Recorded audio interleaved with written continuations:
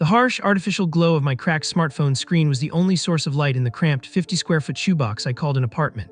It was located on the 12th floor of an aging brutalist residential complex in the outer rings of Riverside City. The wallpaper was peeling, revealing the gray concrete beneath. In the corner, a rusted radiator hissed pathetically, leaking lukewarm water onto the cheap linoleum floor.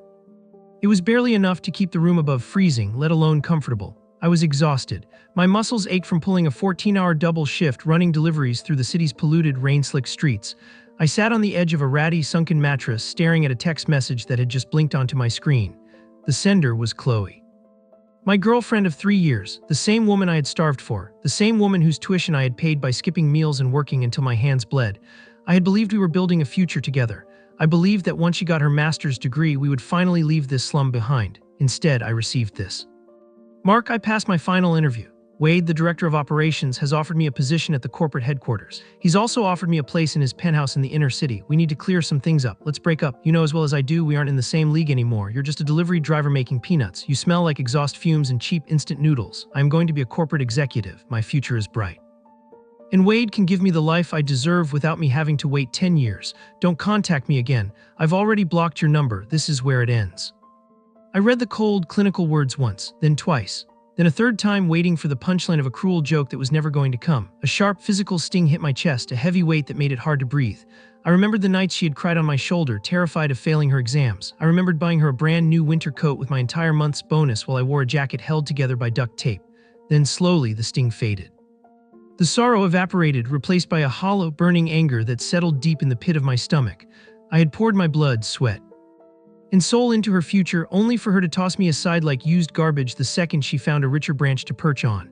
Fine, I muttered, my voice raspy and dry. I tossed the phone onto the mattress. It bounced once and lay still, the screen dimming. You'll regret this, Chloe, you all will. I stood up and walked over to the single, grimy window of my apartment. I rubbed a layer of grime off the glass and looked out over Riverside City. The weather forecast had predicted a sudden cold front, perhaps some heavy rain. But what was happening outside wasn't just weather, it was something entirely unnatural. The wind began to howl. It started as a low, mournful whistle, rattling the thin, poorly sealed glass of my window. Within seconds, the whistle escalated into a deafening, terrifying roar. The sky, usually a polluted, dull gray, had turned a sickly, bruised purple. It looked like a massive, cosmic hematoma spreading across the heavens. And then the temperature dropped. It didn't just get cold, it was an apocalyptic plummet. The air inside my apartment instantly turned into a misty, swirling fog of condensation as the humidity flash froze. Intricate, jagged frost crawled rapidly across the window pane like spider webs of pure ice. I stumbled backward, my breath catching in my throat. The cold was a physical entity, a solid wall of freezing agony that slammed into my chest. I grabbed my phone, my fingers instantly stiffening. I opened the digital thermometer. The numbers on the screen were dropping wildly, malfunctioning as the sensors failed to comprehend the shift. 10 degrees, 0 degrees, negative 20 degrees, negative 50 degrees, negative 80 degrees Celsius. The radiator in the corner let out a pathetic clank and died completely, the water inside its pipes freezing solid in less than 3 seconds. The cup of water on my nightstand shattered, the ice expanding too quickly for the glass to contain it. I fell to my knees, wrapping my arms around myself, shivering violently. At negative 80 degrees, human survival is measured in minutes, not hours. Without heavy specialized Arctic gear, my organs would begin to shut down rapidly. Just as the darkness of hypothermia began to edge into my vision, a mechanical, emotionless, and distinctly inhuman voice echoed directly inside my skull. Ding! The frozen apocalypse has descended upon Earth. Global temperatures are rapidly dropping toward absolute zero. Humanity's trial has begun. Scanning localized lifeforms, host identified, karmic imbalance detected, willpower threshold exceeded. Survival system activated.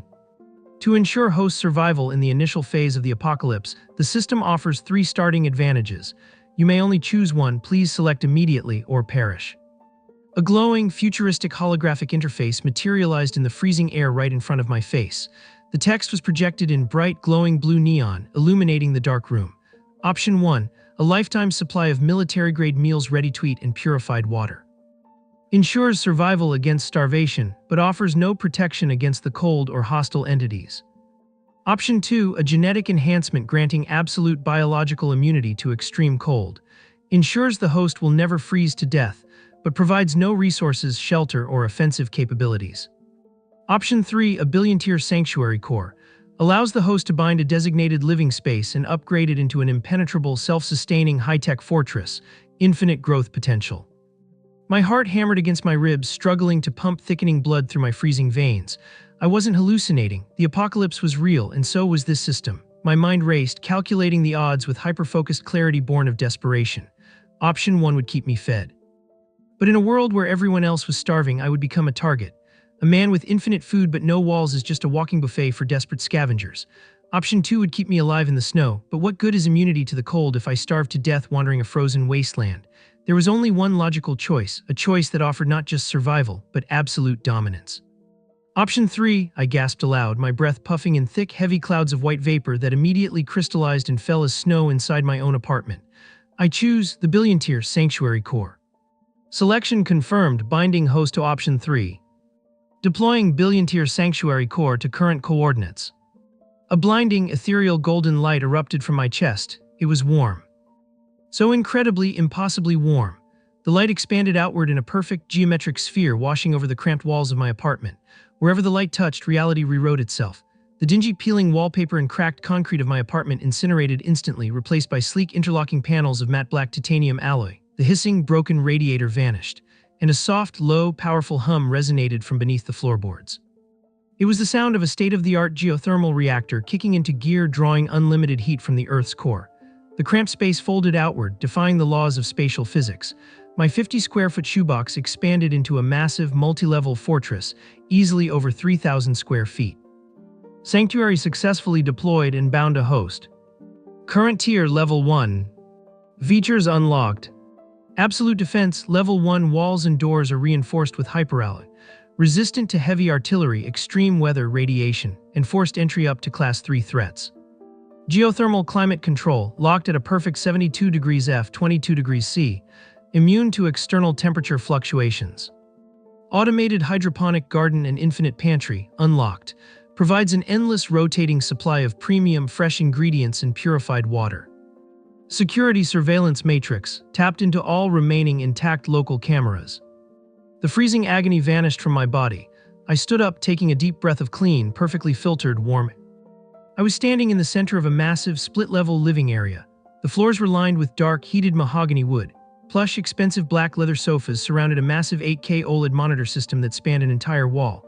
To my left, a luxury kitchen gleamed with stainless steel appliances, marble countertops, and an automated pantry system that looked like it belonged on a starship. I was standing in the middle of the apocalypse. Yet I felt like a billionaire in a high-tech bunker. I walked slowly over to the main window. It was no longer a single pane of grimy glass. It was a massive floor-to-ceiling viewport made of foot-thick, heavily insulated, bulletproof smart glass. I looked outside. The world had turned into a white. The snow was falling so heavily it looked like a solid, moving wall of white concrete. The wind shrieked, tearing billboards from their moorings and sending them flying like deadly shrapnel. Down on the street level, 12 stories below, I witnessed a horrific sight. A man who had been out walking his golden retriever was completely immobilized. The sudden temperature drop had caught him in the open. The frost physically crept up his legs, turning his jeans white and his skin a sickly grayish blue. Before my eyes, the man's expression of sheer terror froze in place. Literally, the moisture in his eyes crystallized into solid ice. His skin, unable to handle the sudden expansion of freezing blood in his veins, cracked open with audible snaps. A gust of wind hit him, and he fell over, shattering like a delicate glass sculpture on the pavement. His dog lay beside him, a frozen, solid block of ice. It had been less than an hour, and Riverside City was already a graveyard. I pulled out my phone. The battery had been draining fast due to the external cold. But the moment I stepped into my sanctuary, the internal wireless charging field kept it topped up at a perfect 100%. The internet was still barely functioning, though the bandwidth was throttling fast. I opened the building's resident group chat. It was absolute, unadulterated pandemonium. Mrs. Gable, apartment 501, what is going on? My pipes just burst. The water froze halfway out of the faucet. Everything is freezing. The central heating in the building is completely dead. Mr. Henderson, apartment 304. Help, please, someone help. My front door is frozen shut from the outside ice. I can't get it open. My kids are shivering. They're turning blue. Someone call 911. Anonymous user, 911 isn't picking up. The lines are dead. Look outside the window. Everyone on the street is dead. It's the end of the world. College student, apartment 702. I just burned my textbooks to start a fire in a trash can, but the smoke is filling the room. If I open a window, the cold kills us instantly. What do we do? The panic was palpable. Over 3,000 people lived in this complex, and within the first hour, I estimated at least 10% were already dead from the sheer shock of the cold. And then a voice message popped up in the chat from a number I recognized all too well. It was a forwarded message from the inner city. It was Wade, the director, Chloe's new wealthy boyfriend. His voice, which had always dripped with arrogant corporate confidence, was now high-pitched, trembling, and deeply panicked. Director Wade, audio message: my luxury penthouse, the floor-to-ceiling glass windows, the insulation is useless against this, it's freezing. The inner city power grid just failed. The backup generators froze. Whoever has coal, heavy blankets, thick coats, or a portable gas generator, bring it to the inner city immediately. I am a corporate director. I will pay $1 million, $10 million in stock options. Just get me some heat. I sat back on my plush leather sofa, sinking deep into the soft cushions, and let out a cold, cynical laugh that echoed in the warm, quiet room. $10 million, stock options. In this frozen wasteland, paper money was only good for kindling. Stock options were imaginary numbers on a server that was currently frozen in a block of ice.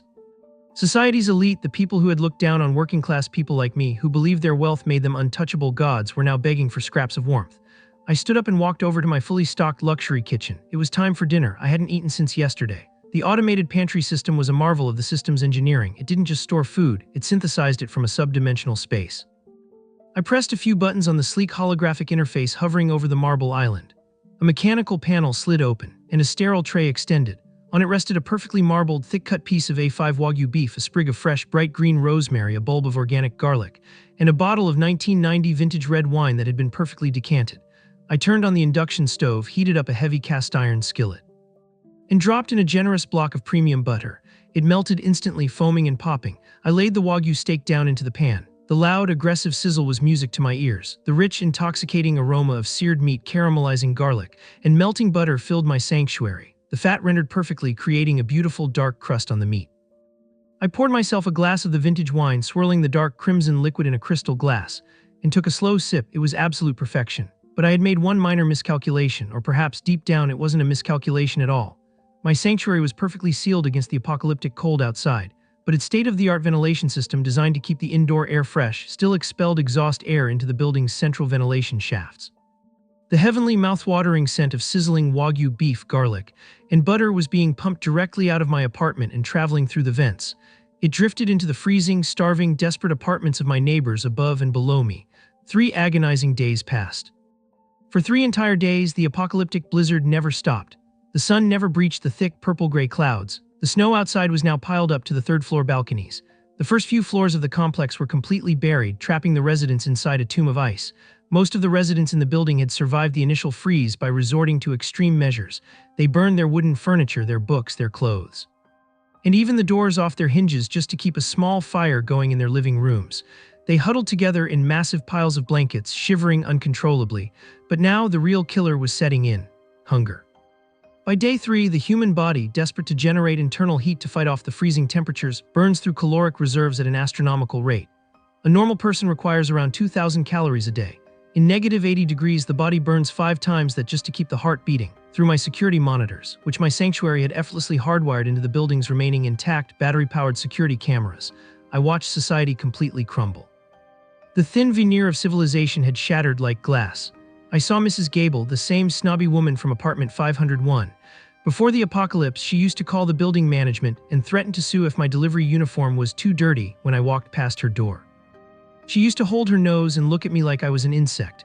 Now I watched her on the camera feed for the 5th-floor emergency stairwell. She was crawling on her hands and knees in the darkness. She was desperately digging through a frozen, split-open trash bag that someone had thrown out weeks ago. Another neighbor, a middle-aged accountant, spotted her. He lunged at her. The 2 of them, formerly upstanding citizens, engaged in a brutal, bloody fistfight in the freezing stairwell over half of a frozen, moldy bagel covered in coffee grounds. Mrs. Gable bit the man's hand, snatched the frozen bagel, and shoved it directly into her mouth, breaking her own teeth as she tried to chew the solid ice. I watched this with a blank expression, sipping a hot cup of black coffee. Suddenly, my system chimed in my mind, a pleasant melodic sound. Ding, daily check-in available. Host has survived for 3 days in the frozen apocalypse. Accumulation rewards generated. The host may select 2 rewards from the following options. Reward 1, Physical Enhancement Level 1. Grants muscle density, bone strength, and agility 5 times that of a peak normal human. Reward 2, Infinite Dimension Storage Ring. A sleek obsidian ring containing a 10,000 cubic meter subspace inventory. Time is completely halted for all stored items, preventing decay or temperature loss. Reward 3, a Golden Desert Eagle with infinite ammunition and auto-repair functionality. Reward 4, a 100 pack of perfectly ripe, absurdly sweet cantaloupes. I looked at the options. The gun was tempting, but physical enhancement was permanent. A gun can be dropped or stolen. Muscles and bone density cannot. The storage ring was an absolute necessity. If I ever left the sanctuary to scavenge, I couldn't exactly carry a backpack of supplies in this weather. I'll take reward 1 and reward 2, I said clearly. Selection confirmed, dispensing rewards. A sudden, violent surge of raw, explosive power flooded my veins. It felt as though liquid fire was being injected directly into my heart, pumping outwards to every extremity. I fell to one knee, gasping as my muscles tightened, expanded, and condensed. My bones ached as their density multiplied. My vision blurred for a moment, then snapped back with terrifying, hyper-focused clarity. I could hear the faint scuttling of a cockroach 3 floors down. I stood up. I felt impossibly light, yet grounded. I threw a casual, experimental punch at the empty air in front of me. Crack. The sheer velocity and force of the punch broke the sound barrier in miniature, creating a sharp whip-like sound. The air pressure alone rustled the curtains 10 feet away. If any normal human tried to mess with me now, I wouldn't even need the sanctuary's automated defenses. I could punch straight through a man's chest. I looked down at my right hand. A sleek matte black obsidian ring now rested on my index finger. I concentrated on it, and immediately a massive grid-like mental inventory screen appeared in my mind. It was vast, empty, and waiting to be filled. Suddenly, a violent, rhythmic pounding echoed from outside my apartment door. Bam, bam, bams. Mark, open the door. We know you're in there. We can smell the food. Open the damn door. I raised an eyebrow. I walked over to the command console and switched the primary monitor feed to the camera located right outside my front door. Standing in the freezing, dark hallway was a group of about 10 desperate neighbors. They were shivering uncontrollably, their lips a dark, bruised blue, their faces gaunt and hollowed out from 3 days of starvation and freezing agony. Leading the pack at the front of my door was none other than Chloe. She looked entirely different from the arrogant, perfectly manicured woman who had texted me 3 days ago. She was wrapped tightly in a filthy, torn floral curtain. Her expensive designer clothes were ruined, stained with dirt and ash from whatever trash fires she had been sitting near. Her hair was a tangled, greasy mess, frozen with icicles. Standing directly next to her was Wade, the director, the man who was supposed to give her a bright future. The man who had everything. He looked even worse. His custom-tailored $5,000 Italian suit was ripped to shreds, the fabric used as impromptu, desperate bandages wrapped around his hands and face to fight off severe frostbite. He was holding a heavy steel wrench in his trembling hands, using it to bash against my door. "Open up," Wade yelled, his voice cracking. He slammed the frozen wrench against my reinforced titanium door again. Clang, the heavy steel wrench merely bounced off the matte black surface, sending a violent shockwave up Wade's arms. He dropped the wrench with a pathetic scream, clutching his bruised, freezing hands. The door didn't even have a microscopic scratch on it. "I am a director." Wade screamed at the camera lens above the door, spitting in desperation. "I demand you share your supplies. We are society's elite. We are management. We have priority. Open this door right now and give us your food." I sighed, shaking my head at the sheer audacity. I picked up a fresh, steaming cup of hot espresso from the kitchen counter, savoring the rich aroma, and walked slowly to the entrance. I tapped a sequence on the security console next to the door. "Initiate primary visual barrier retraction," I commanded. The heavy exterior titanium door unlocked with a loud mechanical hiss.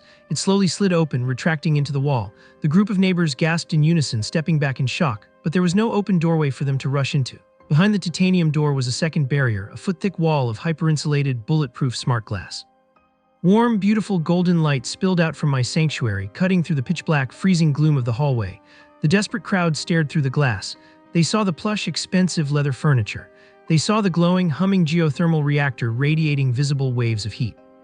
And sitting clearly on the marble dining table, they saw the remnants of a luxurious, half-eaten Wagyu steak dinner, alongside a bowl of fresh, bright green apples. Chloe's eyes widened to the size of saucers. She pressed her freezing, trembling, frostbitten hands flat against the thick glass. Her breath left frantic patches of frost on the pane as she stared inward. "Mark," she whispered. Even through the thick glass, the external microphones picked up her voice perfectly and relayed it through my internal speakers. Her voice cracked with deep, overwhelming desperation and sheer disbelief. How do you have all this? The heat, it's so warm inside. I can feel the heat radiating from the glass." She began to sob, actual tears forming and instantly freezing on her cheeks. "Mark, let me in, please. I made a mistake. I was stupid. Wade is useless. He couldn't protect me. His penthouse froze in 20 minutes. I'll come back to you. I love you. I'll do anything, Mark, anything you want. Just let me inside." Wade, realizing what was happening, immediately shoved Chloe violently aside. She hit the frozen floor hard. Wade pressed his own face against the glass, his expression twisted in a horrific mask of desperate, animalistic greed. "Kid, listen to me. Let me in." Wade screamed, slapping the glass. "I have $10 million in my bank account. I have a diverse portfolio. When the military rescue teams come and this thaws out, I will make you a millionaire. I'll give you a corner office." Just give me some of that steak and let me stand by the heater. I'm dying. The other neighbors began to slam their fists against the glass, screaming obscenities, begging, crying, and threatening me all at once. I stood calmly on the other side of the glass, completely untouched by their chaos. I took a slow, deliberate sip of my hot espresso, letting the rich, bitter, perfectly brewed flavor wash over my tongue. The warmth spread down my chest. I looked at the group of starving, freezing people. These were the same people who had treated me like garbage for years. The people who complained about the noise of my boots. The people who thought they were better than me because of a piece of paper or a bank balance. I looked dead into Chloe's tear-filled, desperate eyes. I tapped the intercom button, my voice transmitting smoothly and clearly into the freezing hallway through the external speakers. Sorry, I smiled, my expression completely devoid of empathy. This is a private delivery, and my sanctuary doesn't accept trash. Before they could scream, beg, or rage any further, I pressed the primary lockdown button. No, no, Mark, Chloe shrieked, clawing at the glass. The heavy black titanium steel door slid out from the wall and slammed shut with a deafening final clang, sealing them back into the dark, freezing apocalyptic nightmare. I stood there for a moment, listening to the muffled, pathetic thuds of them hitting the titanium door. I switched the console monitor to the hallway camera. I watched as they lost their minds. Wade turned on Chloe, screaming at her for ruining their chances, blaming her for my rejection. The other starving neighbors, realizing that Wade and Chloe were weak and exhausted, suddenly swarmed them. They were desperate to check if Wade had any hidden scraps of food in his ruined suit or if his designer watch could be traded for a blanket. They were tearing each other apart like wild dogs in the snow. I turned off the monitor. The silence of the sanctuary returned, broken only by the soft, comforting hum of the geothermal reactor. I walked back to the kitchen, opened the infinite pantry, and decided to bake a hot cinnamon apple pie. The apocalypse outside was harsh, brutal, and unforgiving. But inside my billion-tier sanctuary, life was just beginning. 7 days, a full week had passed since the Great Freeze. The initial panic that had gripped Riverside City had evolved into a grim, hollow silence. The screaming in the hallways of my apartment complex had long since stopped. Those who were too weak, too slow, or too stubborn to adapt were already dead. Their bodies were perfectly preserved in the negative 80-degree air, statues of frozen meat trapped in the very homes they thought would keep them safe. Inside my billion-tier sanctuary, the passage of time felt almost entirely disconnected from the apocalypse raging outside. The geothermal core hummed softly beneath my dark mahogany floorboards, an invisible heart pumping endless warmth through the titanium alley walls. The temperature remained at an unwavering, pristine 72 degrees Fahrenheit. I had spent the last week cataloging the thousands of tons of luxury food in my automated pantry, baking fresh bread, and testing the limits of my newly acquired physical enhancement level 1. My body had transformed. I was no longer the scrawny, overworked delivery driver who survived on 3 hours of sleep and cheap instant ramen. My muscles were dense, coiled like steel springs. My reflexes were sharp enough to track the trajectory of a falling snowflake outside my window, but staying holed up forever wasn't my style. The system had given me power, and I needed to test it. I needed to understand the new rules of this world, and more importantly, I needed to gather resources. The infinite pantry was a marvel, providing high-end food and water. But it didn't provide electronics, medical equipment, or raw construction materials. For those, I had to scavenge. I stood in the center of my armory room, a space I had designated and furnished over the past week. I walked over to the equipment locker and pulled out the thermal suit I had received from a daily check-in. It wasn't bulky like standard Arctic gear. It was a sleek, jet-black bodysuit woven from a proprietary nano-heating mesh. It felt as light and breathable as athletic wear, but it was designed to withstand temperatures down to negative 150 degrees. I stepped into the suit, feeling the immediate comforting warmth radiating from the microcoils lining the fabric. I pulled up the high collar, snapped the tactical goggles over my eyes, and grabbed a customized solid titanium crowbar I had requested from the sanctuary's fabrication unit.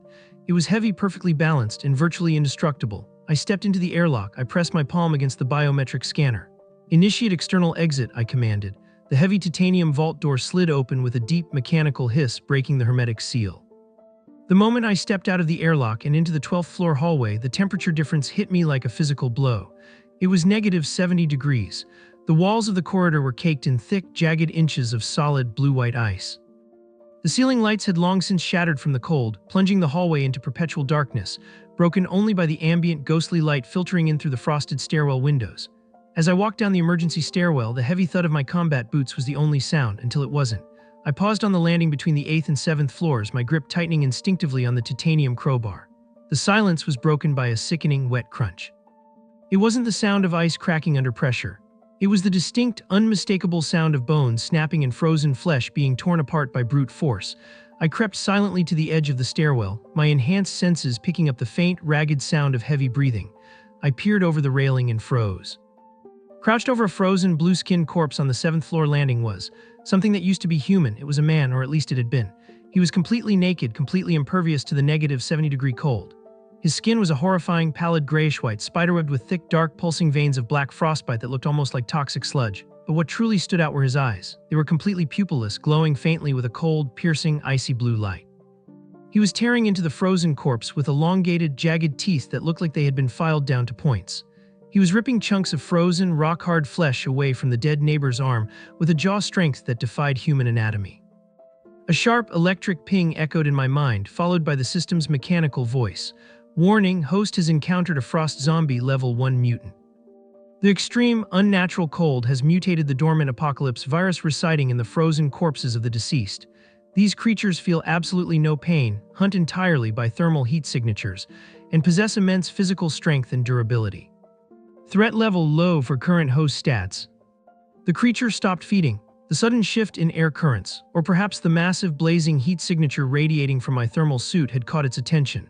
Its head snapped upward, its blank, glowing blue eyes locking directly onto me through the stairwell railing. It didn't hesitate. It let out a blood-curdling, unnatural screech, a sound like grinding glaciers and shattering glass, and lunged upward at me. Its speed was terrifying, far surpassing anything a normal human could achieve. It bounded up the concrete stairs on all fours, its frost-hardened, blackened claws gouging deep scratches into the solid concrete steps. It crossed the 10-foot vertical gap in less than a second, launching itself off the wall and aiming its claws directly at my throat. I didn't even flinch. Thanks to my physical enhancement level 1, the creature's incredibly fast movements looked agonizingly, laughably slow.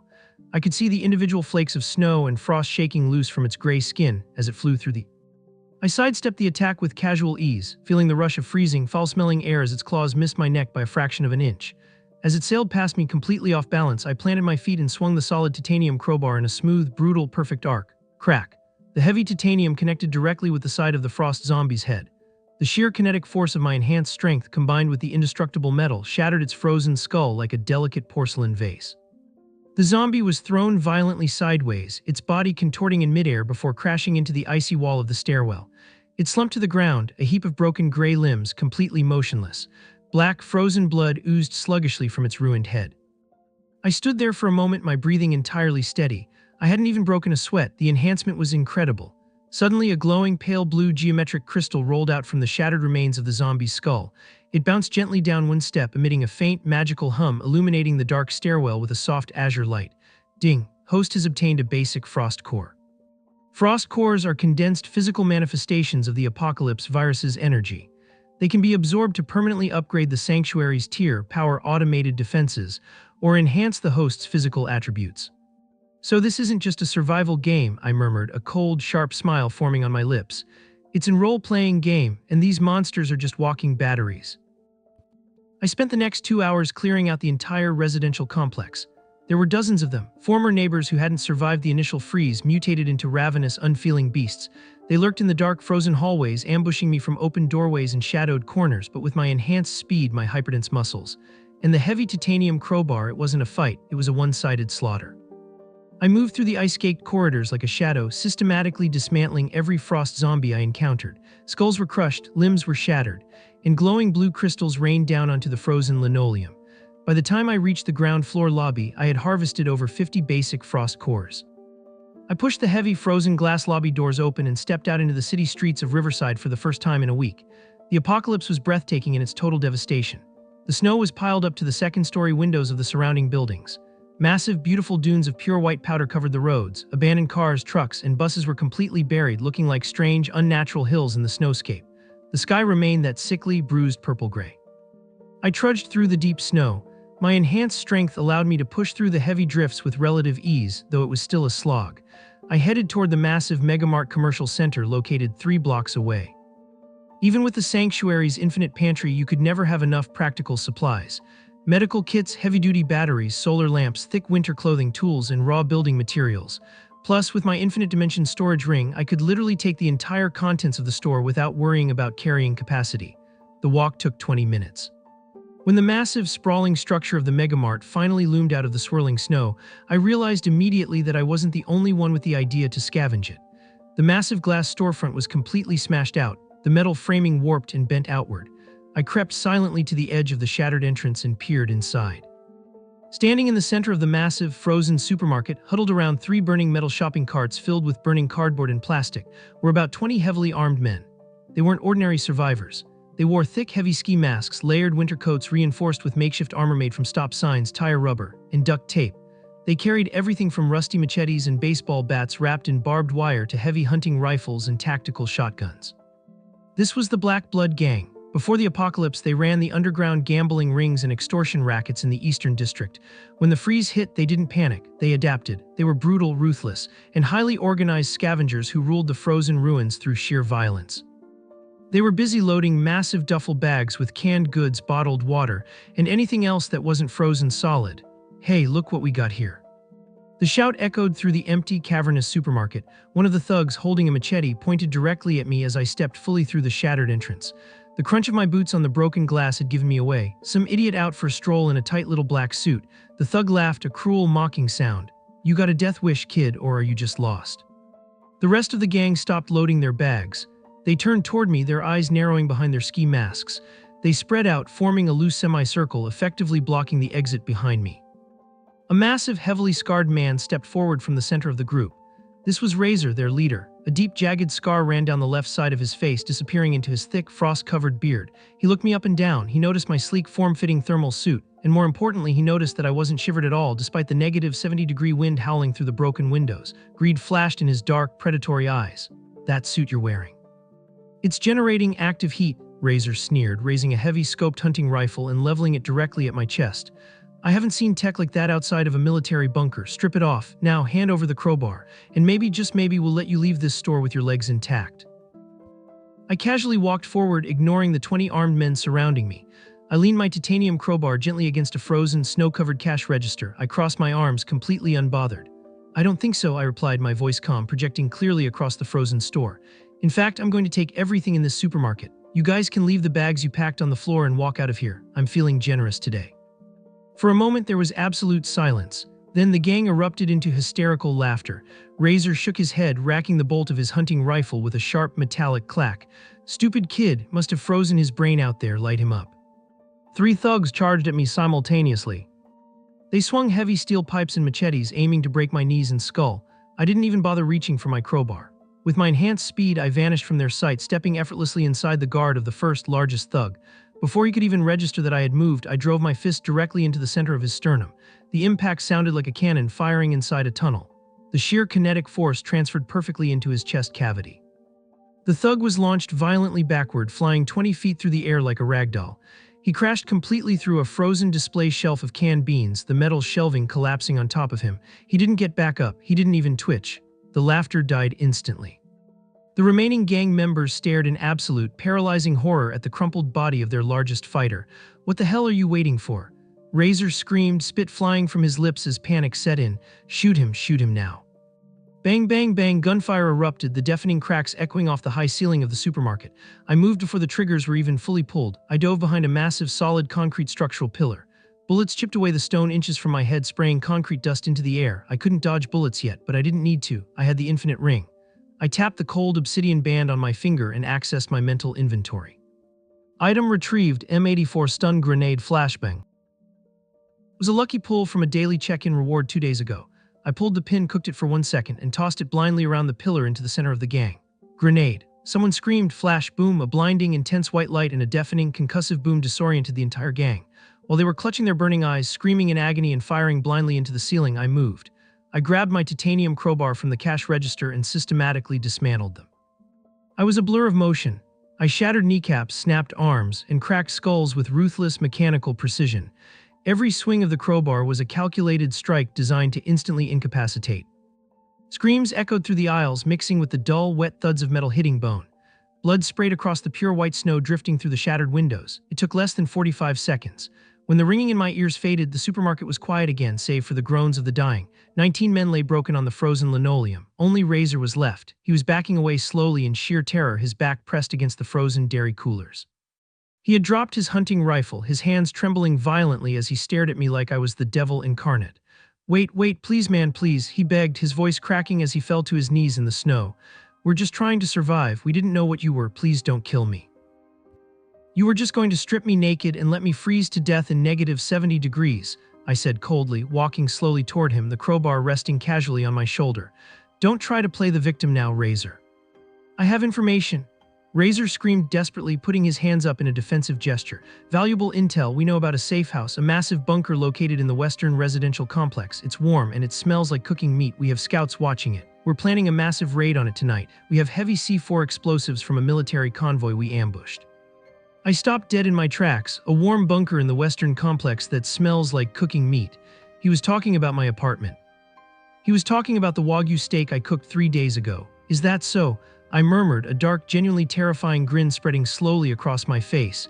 "How many men are you sending to this bunker?" "Over 100, the whole damn gang, the entire Eastern Division." Razor cried, thinking he had finally bought his life. "Let me go, please, and I swear on my life I'll radio them to call it off. We won't go near the western complex." "No need," I replied, raising the heavy titanium crowbar above my head. "I'll be waiting for them." Crack. Razor slumped to the floor, joining his men. I spent the next 2 hours walking methodically through the sprawling aisles of the megamart. I simply swept my hand across the shelves. Items stored, items stored, items stored. Thousands of cans of non-perishable food, pallets of bottled water, racks of heavy winter clothing, camping gear, generators, propane tanks, medical supplies, and raw construction materials vanished into thin air, sucked into the infinite subspace of my obsidian ring. I completely and utterly emptied the store of anything remotely useful. By the time I pushed a heavy shopping cart out of the way and walked back out into the ruined city, the sun had set. The city was plunged into a freezing, pitch-black abyss, illuminated only by the pale, haunting glow of the moon reflecting off the snow. I trudged back to my apartment complex. It was time to prepare. I returned to my sanctuary, passing through the airlock. The warmth of the 72-degree air washed over me, melting the frost off my suit. I walked directly into my command center and sat down in the plush leather chair. I pulled up the external security feeds on my massive 8K monitor. I poured myself a generous glass of vintage red wine, swirling the dark liquid gently, and waited. It didn't take long. Around midnight, the silence of the frozen city was shattered by the roaring roar of heavily modified combustion engines. A massive convoy burst into the snow-covered courtyard of my apartment complex. There were dozens of snowmobiles, followed by heavy snowplow trucks reinforced with welded steel plates. The harsh, blinding glare of their high-beam headlights pierced the blizzard, casting long, menacing shadows across the snow. Over 100 heavily armed men piled out of the vehicles. They looked like a professional militia. They carried blowtorches, heavy assault rifles, sledgehammers, and heavy canvas bags filled with bricks of C4 explosives. They marched straight into my building, completely ignoring the lower floors, heading directly for the emergency stairwell. They were coming for the 12th floor. I watched them on the security cameras as they piled into the hallway outside my reinforced titanium door. The hallway was packed tight with armed, angry men. Through the camera feed, I recognized a familiar, pathetic figure cowering behind the massive gang members. It was Wade, the director. He had survived his neighbor's assault, though he looked barely alive. His face was a mess of bruises and severe frostbite, and he was limping heavily. He was pointing eagerly, desperately at my door, speaking to the massive brute who had taken command of the gang. "That's it, that's the bunker right there," Wade yelled, his voice hoarse. "He has stakes, he has unlimited heat, he's just one kid. Blow the door and everything inside is yours. I just want a spot by the heater, that's all I ask." The gang leader, a massive wall of muscle wielding a customized sledgehammer, grunted and gestured to his demolitions expert. "Rig it, blow the damn door off its hinges." 4 men stepped forward, slapping heavy gray bricks of C4 explosives directly onto the center of my titanium door. They wired the detonators, spooled the detonation cord down the hallway, and took cover behind the concrete corners of the stairwell. Fire in the hole.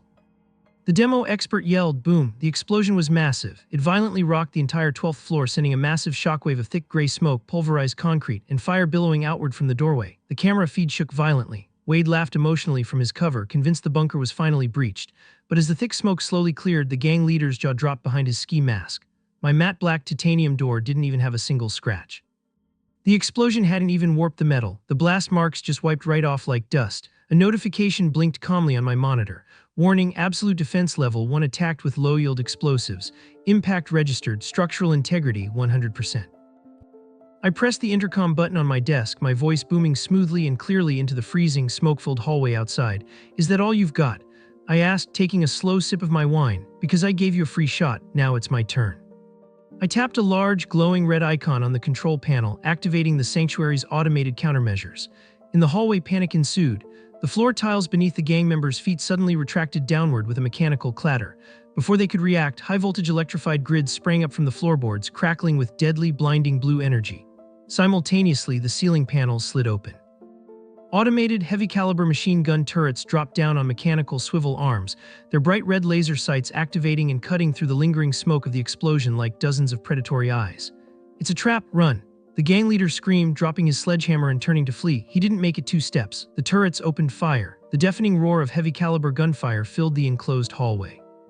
Bright, flashing muzzle flashes illuminated the dark corridor in strobes of yellow light.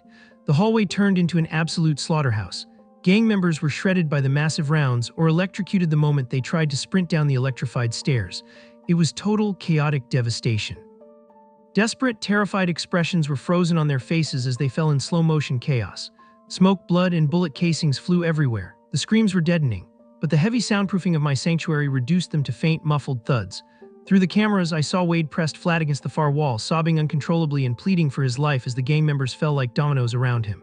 A stray, heavy-caliber bullet grazed his leg, shattering his kneecap.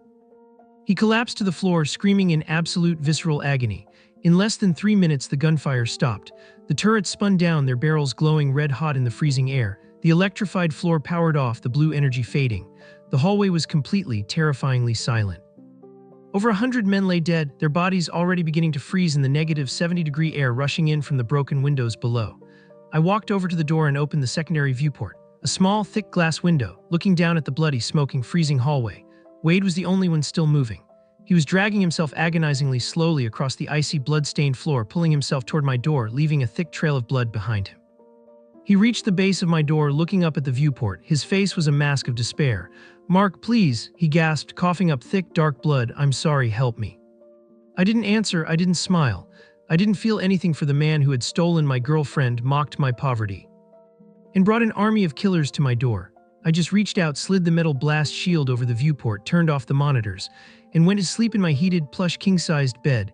Tomorrow morning, I had a lot of frost cores to harvest. The morning sun reflected off the frozen, apocalyptic ruins of Riverside City, casting a harsh, blinding glare across the endless expanse of solid white snow. The sky was still a sickly, bruised purple, but the storm had temporarily ceased, leaving behind a terrifying, deathly quiet. I stepped out of my warm, 72-degree sanctuary into the 12th floor hallway. The airlock hissed shut behind me. The immediate smell of burnt ozone, gunpowder, and frozen blood was overpowering. The negative 70-degree air bit at my exposed face, but my enhanced biology and thermal suit kept the cold at bay. The 100 heavily armed men from the Black Blood gang lay exactly where they had fallen the night before, perfectly preserved in the freezing temperature. Frost covered their weapons, their makeshift armor, and the terrified expressions permanently etched onto their faces. The automated heavy-caliber turrets had retreated silently back into the ceiling panels, leaving no trace of the massacre other than the bullet holes in the concrete walls. I walked slowly down the hall, my heavy boots crunching on the frozen blood. In my right hand, I held a small, high-tech, glowing extraction device the system had given me from a daily check-in, extracting frost cores. The device hummed to life. From the chest cavities of the frozen gang members, pale blue, geometric crystals began to float upward.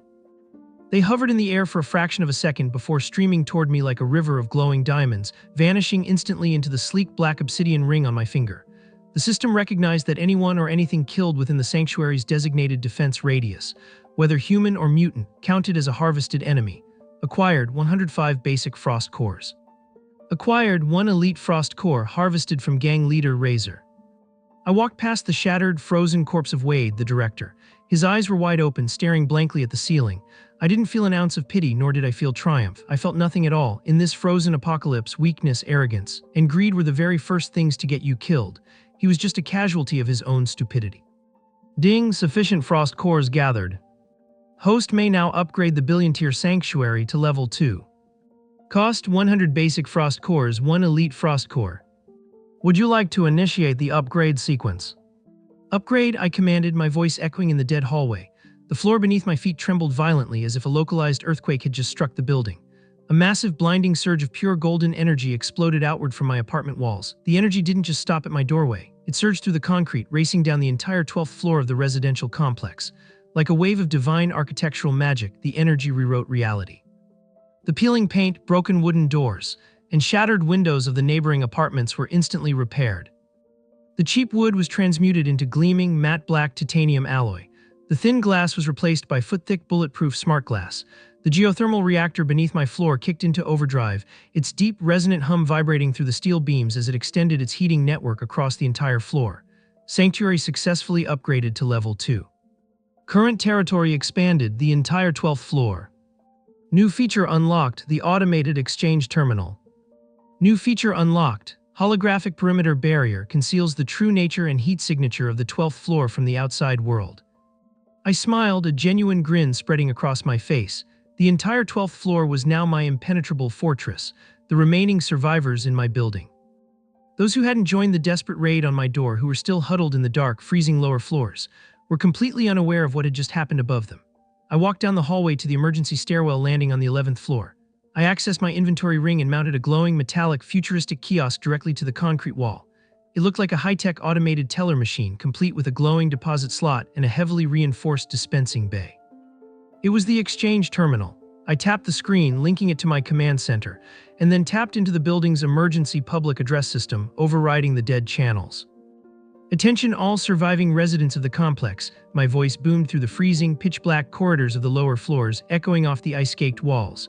"This is Mark from the 12th floor, listen closely." I paused, listening to the absolute, terrifying silence that followed. I knew they were listening. I knew they were huddled under their blankets, starving and terrified.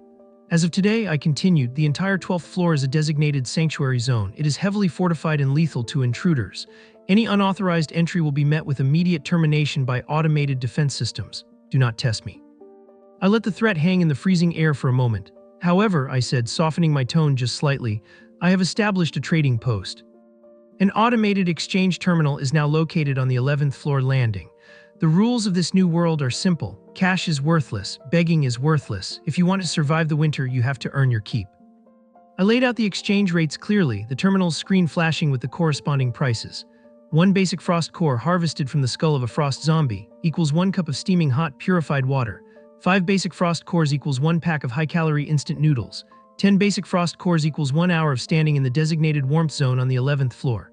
50 basic frost cores equals 1 dose of broad-spectrum antibiotics or painkillers. "The terminal is completely automated," I concluded. "Drop your harvested cores into the slot, select your desired item, and the system will dispense it from my inventory. If you try to tamper with the machine or attack someone while they are trading, the automated ceiling turrets will vaporize you. Good hunting."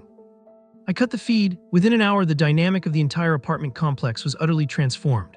The desperate, freezing survivors who had spent the last week cowering in their beds waiting to die suddenly realized they had a lifeline. But to grasp it, they had to face the very monsters roaming the lower floors. They had to fight. I sat in my command center, sipping a fresh cup of coffee, watching the security feeds. It was a brutal Darwinian awakening.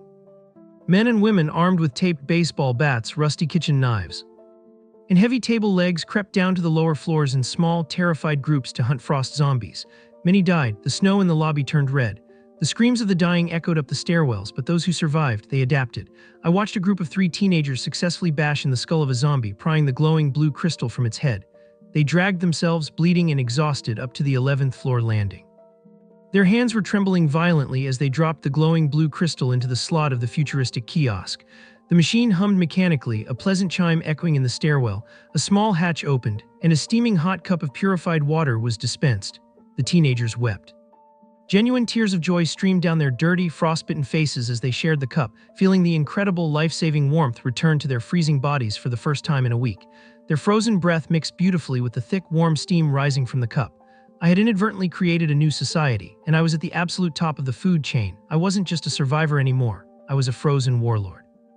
I had hundreds of scavengers risking their lives daily to harvest energy for my sanctuary, and in return, I spent a fraction of a percent of my infinite pantry to keep them alive and motivated. Days turned into weeks. The sanctuary absorbed thousands of frost cores deposited by the survivors. I used the excess cores to continually level up my physical stats to superhuman levels. My muscles were as dense as titanium. I could shatter solid concrete with a flick of my wrist and move faster than the human eye could track. The survivors in the complex had formed organized, disciplined hunting parties. They grew stronger, wearing armor made of scavenged metal and bone. They worshipped the exchange terminal on the 11th floor like a religious artifact, the sole source of life in a dead world. But the apocalypse was never static. The cold wasn't just weather. It was an evolutionary pressure cooker, forcing the virus to mutate and adapt at a terrifying pace. One evening, nearly a month into the Great Freeze, I was sitting in my living room enjoying a slice of freshly baked hot cinnamon apple pie. Suddenly, the sanctuary's primary alarm blared. It wasn't the perimeter defense alarm triggered by a stray zombie. It was the long-range radar system, glowing, pulsing red on my main monitor. Critical warning. Massive heat signature detected. Category Titan-class Frost Mutant. Threat level Extreme. Estimated time of arrival to Sanctuary 4 minutes. I dropped my fork and rushed to the reinforced window. The holographic perimeter barrier deactivated for a moment, giving me a clear, unobstructed view of the ruined city skyline. The blizzard had momentarily stopped, leaving the night sky clear and hauntingly bright beneath a massive, glowing full moon. In the distance near the city center, the deep snow covering the frozen river began to shift and bulge violently. With a deafening explosion of ice and water, a massive, towering figure broke through the surface of the frozen river. It stood over 100 feet tall. Its entire body was composed of jagged, razor-sharp black ice interwoven with bulging, mutated gray muscle mass. It looked like a cross between a glacier and a flayed giant. It tilted its massive head back and let out a roar. The sheer concussive force of the roar created a visible shockwave in the air. The sound shattered the remaining ice and glass on nearby skyscrapers, sending glittering shards falling like rain across the city. This wasn't a standard frost zombie. This wasn't even an elite mutant. This was a boss-level threat, a true apex predator born from the apocalypse, and it was slowly, deliberately turning its massive, glowing blue eyes toward my building. It was drawn to the only massive, concentrated source of heat in the entire city, my level 2 geothermal reactor. It took a massive, thudding step forward, the ground shaking beneath its weight. I didn't panic, I didn't feel fear. The system had prepared me for this. I had been grinding stats and upgrading my sanctuary for a month just for an opportunity like this. I set my apple pie down on the marble counter. I cracked my knuckles, a loud, sharp sound in the quiet room. I tapped my obsidian ring. Equip, I commanded. Sleek, heavy jet black titanium combat armor magically assembled itself around my body. The high-tech interlocking geometric segments flew out of the subspace ring, locking into place over my thermal suit with satisfying mechanical clicks. The armor was lined with glowing blue neon accents pulsing with harvested core energy. I summoned a massive, double-handed hyperally battle axe, its edge humming with a superheated thermal field. System, I said, a cold, excited, utterly confident grin spreading across my face as I turned away from the window and walked toward the airlock. Prepare to deploy level 2 offensive capabilities.